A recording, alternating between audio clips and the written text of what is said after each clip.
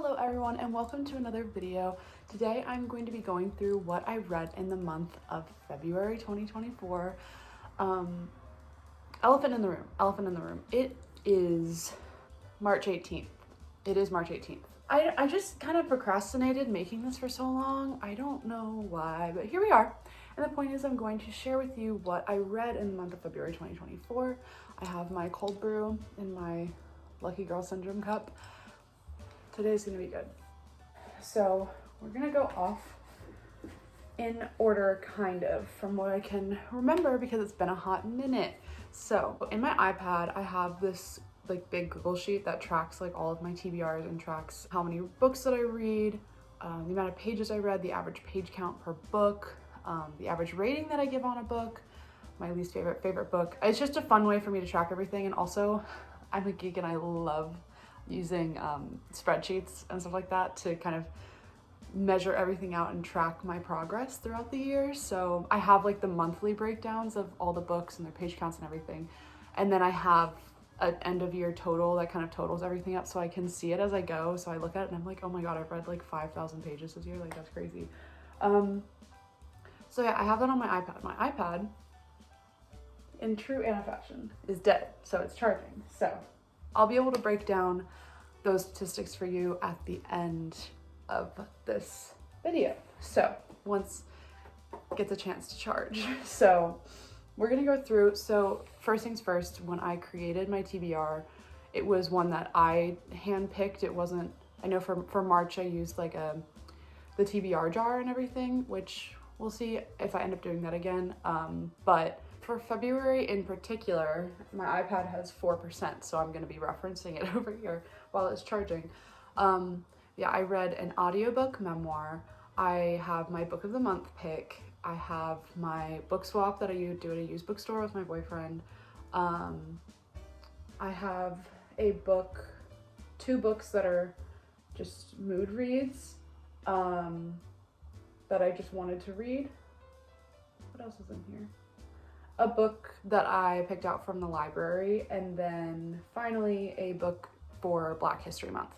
So that was 7 in total. So I did end up reading 7 books. So I guess there's a spoiler, I guess, to the statistics at the end, but you can count. So that's everything that I read. So starting off with the audiobook memoir, I don't physically own it. I listen to it on Spotify. So I listened to Friends, Lovers, and The Big Terrible Thing. This memoir was crazy to me. I love Matthew Perry. I love Friends is my favorite TV show. Chandler is my favorite character on the show. It was really hard when he passed, and I felt like it never truly hit me that he had passed. And so I felt like it was as good a time as any to read his memoir and really learn about his life. I mean, he's like one of my favorite celebrities, but I didn't really know that much about him. So I'm really excited that I was able to read about his story and his life and the struggles he's dealt with, the highs and the lows, and it was incredible. I don't rate memoirs because I don't want to place a number on someone else's story, but I really enjoyed it because it was sad and painful, but he was so funny, and so it's really like a mix of emotions reading it. There are some memoirs I've read where it's just like straight depressing the whole time, and it's like Matthew Perry's life could definitely have quite a lot of that, but he also had a lot of highs in his life, and I feel as though he reflected that really well, and he was brutally honest with the audience, with himself, and I just really appreciated that reading it. And it was crazy reading it in the beginning. It's like, I should be dead, or in the introduction, like, imagine I'm reading this to you from the great beyond, and I'm like, you are. So no, I really enjoyed this memoir.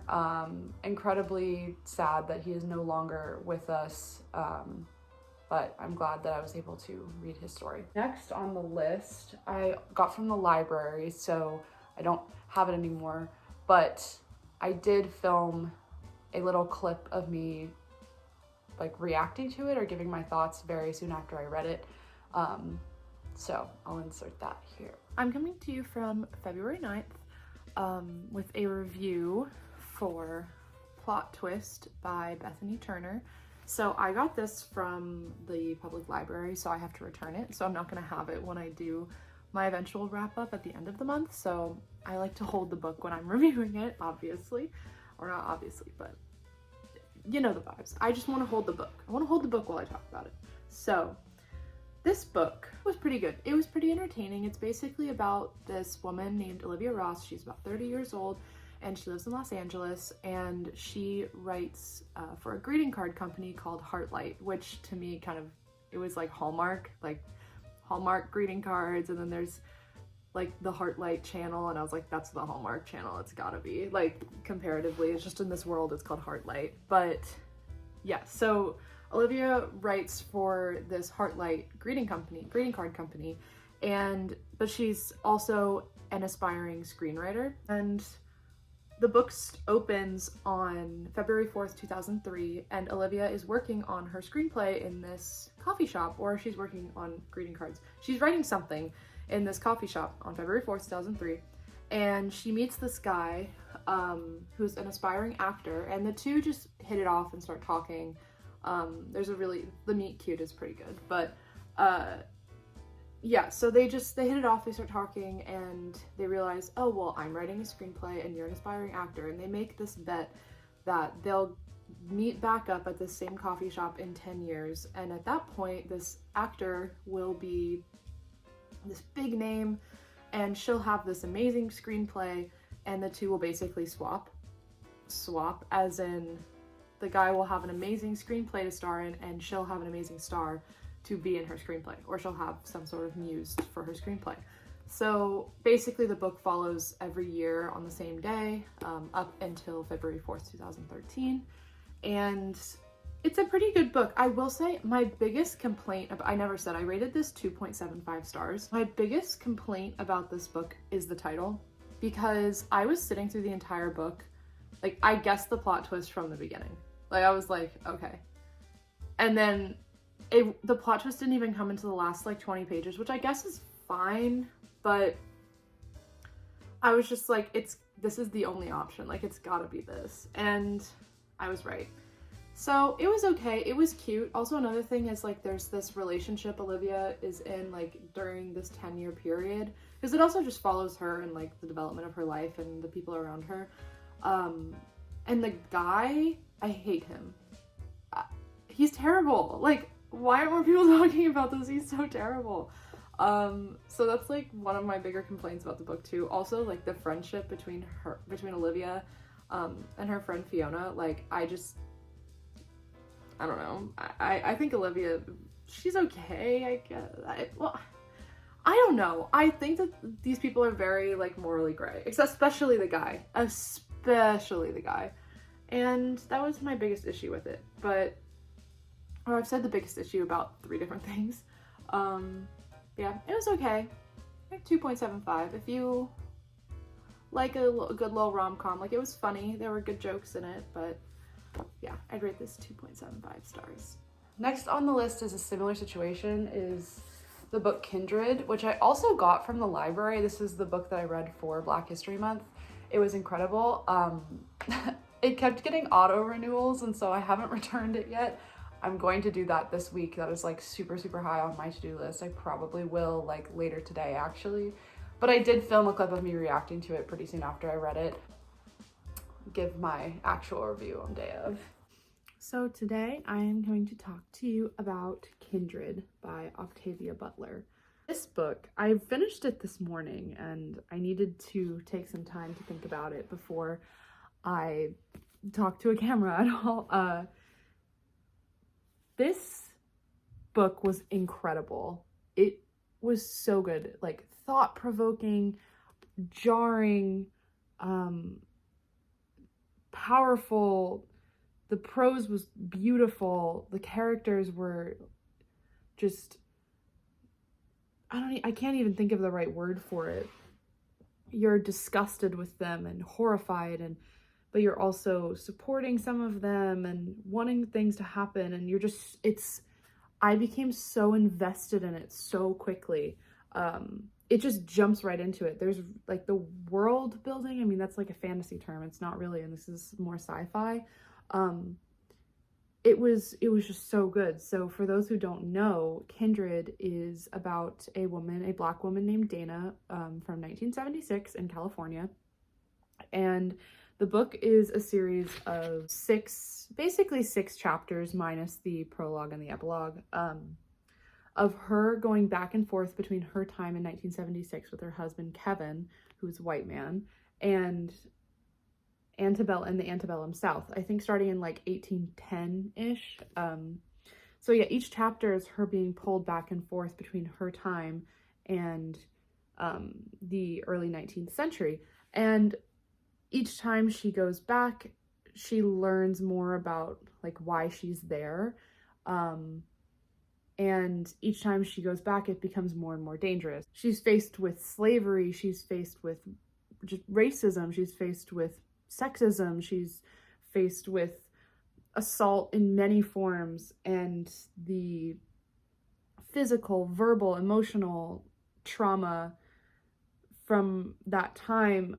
Octavia Butler is not afraid to show the realities. I absolutely recommend looking up trigger warnings before reading this. It is jarring. I think that's like the best word that I could use to describe this, quite honestly. But those trigger warnings and the severity of those warnings and the topics covered in this book are also a broader reflection of our reality and our history.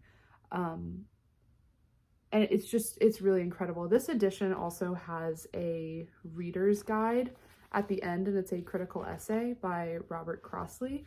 And I just want to read the last line from this because it really stuck with me. He says, "In Kindred, Octavia Butler has designed her own underground railroad between past and present, whose terminus is the reawakened imagination of the reader."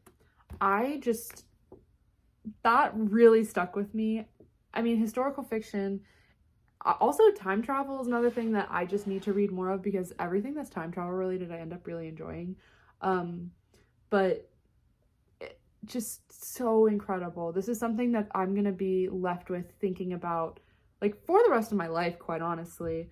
And so absolutely loved it, rated it 5 stars, all the good things, and I highly, highly recommend it.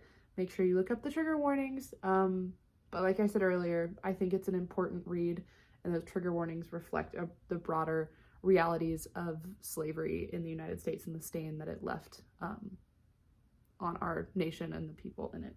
So there's Kindred. The next book that I read in the month of February is one that surprised me a lot. It is The Sweet Spot by Amy Pople. I got this book when my boyfriend and I did our used book swap. He picked out literary fiction for me, and this was, like I said, so surprising. It's so funny. It's so like genuine and real, but also outrageous at times. Like, I was laughing while reading this. I loved the characters. I loved the way that Pople kind of constructs the narrative. So basically, this book tells the story of like 3 main characters. And these characters, I like love this book so much I literally can't remember their names. Olivia, Melinda, and Lauren. So they each have their own lives, their own things going on, but they're all like interconnected from this one woman, Felicity. Yes, this one woman named Felicity, who has a baby with... I turned the sound off here because I think what I said was actually a spoiler. So essentially, this book is you learning about all the 3 characters, and it's broken up into 3 acts. So like the first act is like really the exposition and the rising action, learning about the characters, learning about like the situation that they're dealing with. And then you have the second act that's structured with like the main conflict here, which is like there's this baby and none of it belongs to the 3 of them, but for some reason they all are having to take care of it. So gets you into that second act, and then the third act kind of wraps everything up so nicely. There are a lot of side characters and you get their perspectives as well, which I absolutely loved. Like, I think that there's a difficulty with generally with authors when they try and throw in a bunch of point of views, and it can get really confusing. Just kind of, why do we need this random person's perspective? Like, I really don't care about them, but I feel like Pople does it in a way that just makes sense, and like oh, I did want to know their perspective. Or like when you get to the chapter and they're like, oh my gosh, it's from this character's perspective. Like, it's so fun. I also felt like the book moved really quickly. I read it like super quick. I really enjoyed it. I mean, it's also such a cute cover. Like, look at that. I love it. Loved everything about this book. I rated it 4.5 stars. I don't really have any real complaints about it except that it just didn't give me the 5-star feeling, but I still absolutely loved it. Okay, next book we have here is A Court of Thorns and Roses by Sarah J. Maas. This book, what do I say? This book surprised me a lot. I mean, I was super excited to read it. I mean, everyone goes crazy for the series, specifically the second book, which I am at the beginning of right now. But yeah, everyone goes crazy for this book. I understand, kind of. I felt like I rated it 4.25 stars. I really liked it, but it's mainly because I liked the last like 150 pages a lot.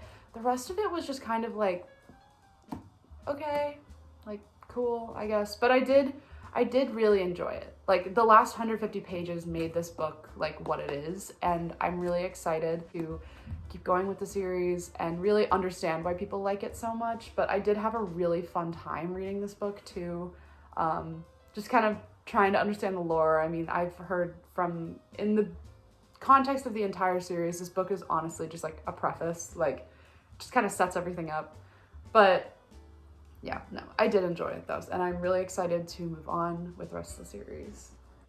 Next book that I read in February in honor of the love month, you know, was Book Lovers by Emily Henry. I love Emily Henry. I love Beach Read. I love People We Meet on Vacation. Now it's time that I read the third. Funny Story comes out next month, and I also need to read Happy Place. I'll probably be reading that like on my Kindle at some point, which, oh my gosh, update. I bought a Kindle. I bought a Kindle Paperwhite off Facebook Marketplace, 10th generation, like 8 gigabytes. Such a good deal. I'm really excited about it. So I will be incorporating that with more of my reading. So yeah, but Book Lovers by Emily Henry. I rated this, I think, also 4.25 stars. I did, in fact, read both of my mood reads 4.25 stars. I loved this book. I ate it up. It was so good. Everything with Emily Henry, I just feel like I'm reading a literary fiction with a romance subplot. This one was a little bit heavier with the romance. And I'm not going to say I didn't enjoy it. Like, it's fun. But I also loved the way that she explored her, like, familial relationships between the sisters and, like, her mother and everything. And it's just made it a lot more interesting. Usually with romance books, I just get bored because it's just the same plot. And I'm like, okay, can we like move on? Like there's not really much else going on. But this explores a lot of topics outside of the romantic relationship. And I just appreciate that so much. And Emily Henry stays like #1 favorite like romance writer. Like I said though, if you can even call this romance, but in like the vernacular, like one of my favorite romance writers. Yeah, 4.25 stars. Did really enjoy it. Highly recommend. Not my favorite Emily Henry, but I definitely like would recommend it in her like canon of books.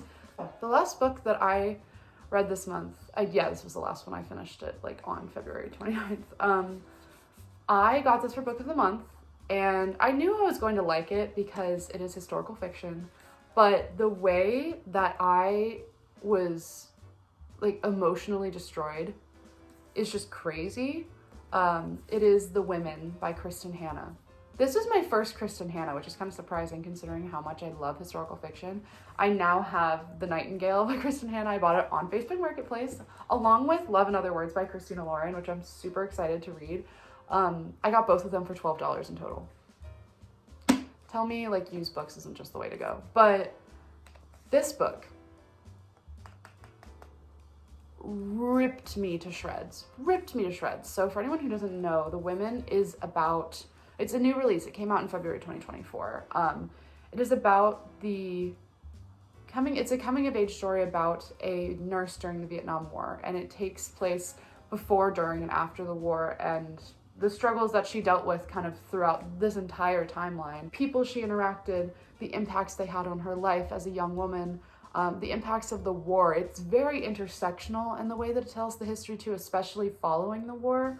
And it really just hits home on the fact with this very well-conceived notion that women weren't in Vietnam, and challenges that by showing the stories of women in Vietnam, specifically nurses. But this book, so good. I read it in 2 days. It's like 480 pages. It's a long book. It's very heavy, but I just could not put it down. I could not put it down. It is so good. I cannot recommend it enough. I'd say like look up the trigger warnings, because it's mainly like it's gory, it's like war and everything, but it's a war book.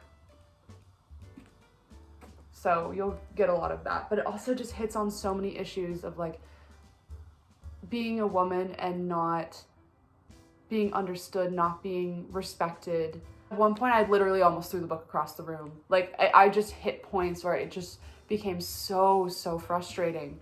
And also, not to mention the fact that this book is written in third person, and the way that Kristen Hanna is able to connect you to these characters, like the protagonist in particular, even though you're not reading from her perspective, is bonkers. Like, this is my first Kristen Hanna book, definitely not going to be my last. Like, I feel like if I read another couple of her books and have a similar reaction, she's going to be my favorite author. I just adored this book. I could talk about this book. I could write a thesis on this book. So good. 5 stars. Could not recommend it enough. So now that we have all of this, my iPad's at 14% now, so I can actually hold it. So let's go through my statistics for February. So total books read, 7. Total pages read, 2,490 pages. My favorite book was The Women. My least favorite book was Plot Twist. Did I read all of the TBR? I set out to read 7 books and I read 7 books, all 7 of them. So yes, the average rating that I gave the book was 4.292, rounded 4.3. And average page count was about 353 pages rounded. So that's super fun. Read a good array: romance, fantasy, literary fiction, science fiction, memoir, keeping it well-rounded, keeping it interesting. Yeah, so I love the way I have this whole Excel like structured. I know it probably looks super overwhelming, but I love working in spreadsheets, so highly recommend doing something like that. So that's the month of February in reading. Hopefully I'll have this posted soon. Because it has been a while since I've posted, or like I just have not posted this video, so gotta keep the people updated with what I'm reading. So time is moving too quickly, but anyways, I hope you really enjoyed this video, enjoyed listening to what I read in February, and soon enough I'll be posting a what I read in March 2024, so get excited for that. And yeah, I hope you guys are doing great, and thanks for watching. Bye.